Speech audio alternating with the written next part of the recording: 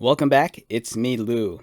I'm here for another action figure unboxing and review, and today we are featuring Haunt from the Spawn line of McFarlane action figures. This is an action figure I've been anticipating for years, and I mean years. I was a huge fan of the original comic book that came out back in 2009. Haunt was created by Todd McFarlane and Robert Kirkman. Kirkman is best known for creating The Walking Dead, and it's really cool to see McFarlane and Kirkman collaborating together and bringing us the Haunt character. And there's Haunt in all his glory in the first issue. So yeah, I was a huge fan of this comic book back in the day. I would always look forward to it every Wednesday, whenever this book came out, and it always blew my mind. I loved the artwork. The story was great. Haunt's been making appearances in like the Spawn universe, over the last few years, and it's been really cool. But I'm just so excited to finally get this as an action figure all these years later. Alright, so let's get started. First off, this comes in the usual McFarlane Spawn packaging. The figure looks great. A lot of accessories. Looks like we're getting extra hands. That tendril effect. And I'm not sure what this is back here. Lots of detail on Haunt. The sculpting looks amazing. As you can see, there's a lot of nice texture on his costume. And with this being the Spawn box, you kind of had that plasma green effect in the background. Much like the green on the Spawn logo. Awesome illustration. This is probably McFarlane, I'm guessing. And here we go, same illustration again. Yeah, this is a drawing by Todd. Looks great. Alright, 22 moving parts. Alright, let's get started and take this guy out.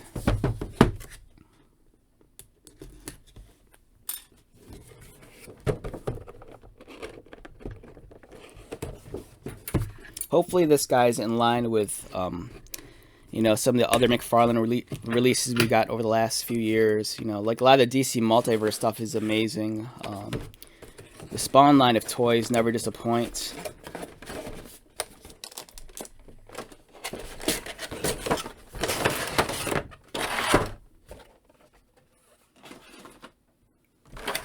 Alright, so first impressions of Haunt while he's still in the tray. Yeah, I'm at a loss of words. There's so much detail going on here. Just look at all the detail on his outfit.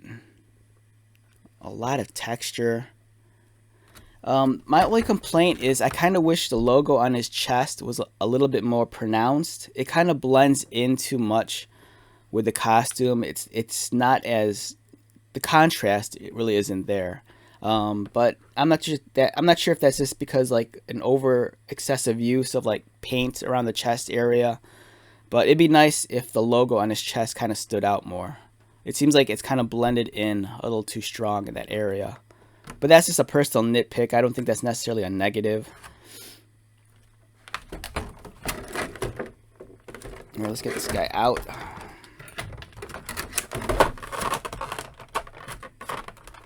Alright, so this guy has a lot of ties holding him in. It's annoying.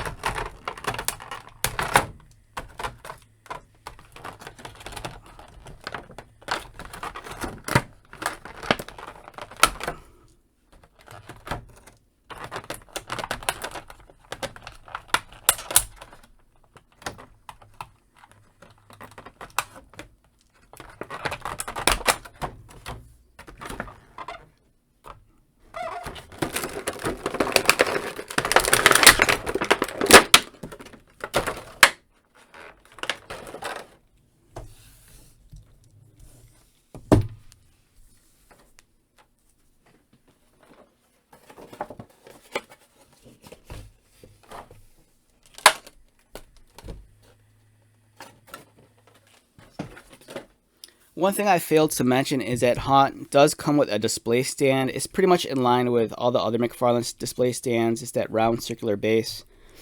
Haunt comes in at about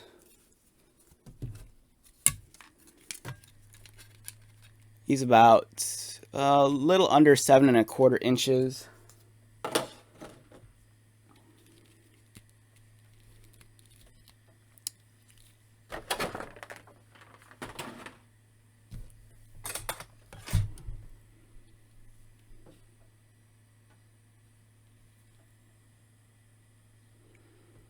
Great attention to detail. I can't stress that enough. Just look at that. That looks amazing.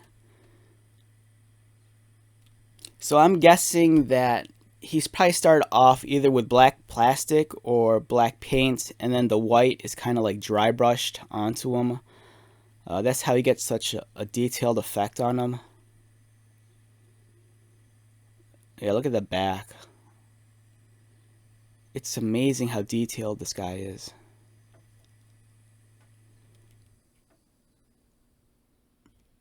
I'm sure we'll get like a, eventual like repaint. They might give us a bloodied version or different head options in the future, much like McFarlane always seems to do. So here's a front view.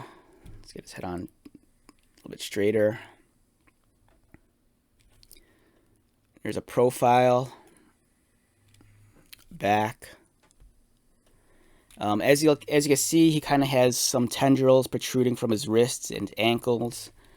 It looks like these might be glued on. They don't want to move around, so they might be glued on. If that turns you off, maybe there's a way to like somehow remove them. But yeah, it looks like there's actually a socket. If you look carefully, there's a socket right there, and it pegs into the forearm.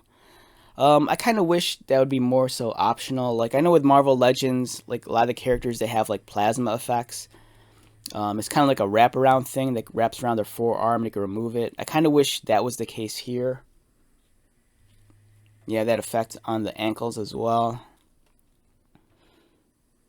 Articulation-wise, this guy's head rotates left and right.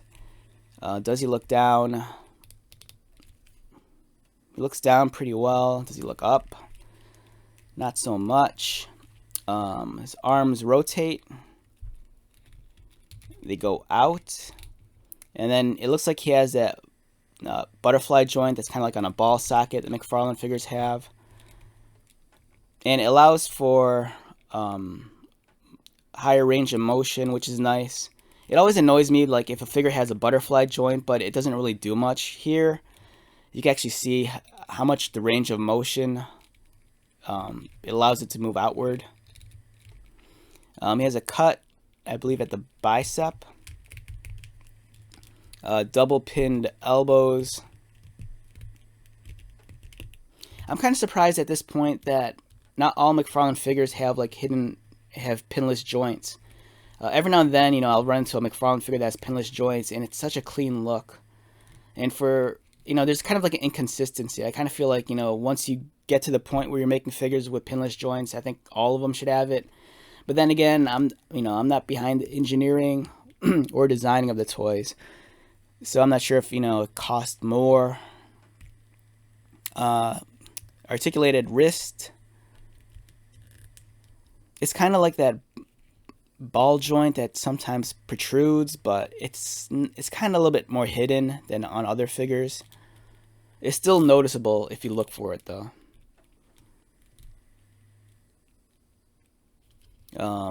He has a cut mid-torso, so you can rotate, and you can rock side to side like this, which is nice.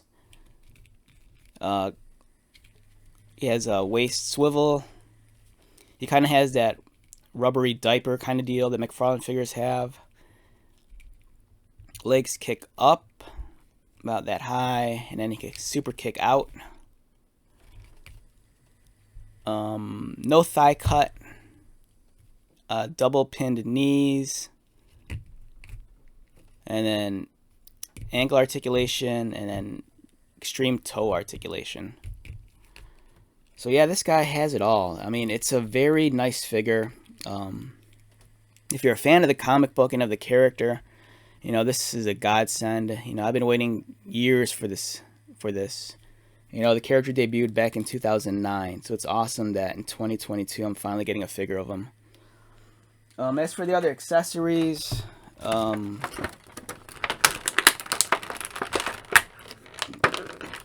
take this out.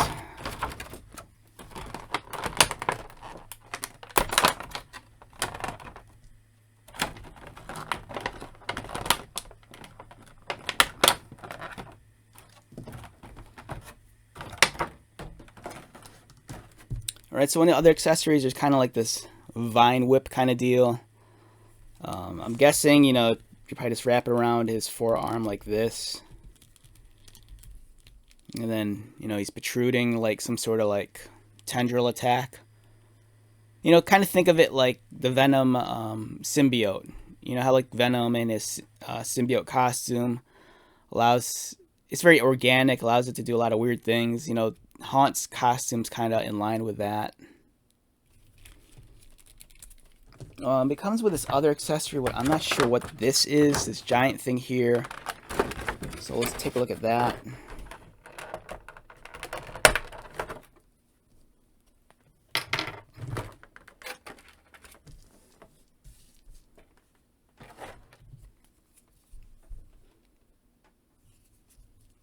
Oh, so this is a display stand. That's what this is. You can see a foot peg right there. And then you can just plug his feet in, or at least one foot in. And it's kind of like an additional display element, you know. So it's kind of cool.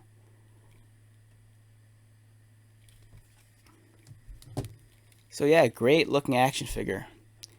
So if I had to rate Haunt on a scale of 1 to 10, for me, anywhere between, I don't know, a 9 to a 10. I know I get kind of generous with some of these action figures, but part of it I think is you know, nostalgia and just being a little bit sentimental for this character. You know, after all these years, I'm finally getting a Haunt figure. I mean, we've gotten countless of Spawn action figures, but Haunt's a different story. Alright, so let's wrap this video up. Once again, my name is Lou. If you are new to my channel, welcome. If you are a returning subscriber or viewer, thank you so much for your continued support. I greatly appreciate it. So, until the next video, be safe, take care of yourself, buy lots of toys, and most importantly, be happy. And I'll see you at the next one. Alright, later.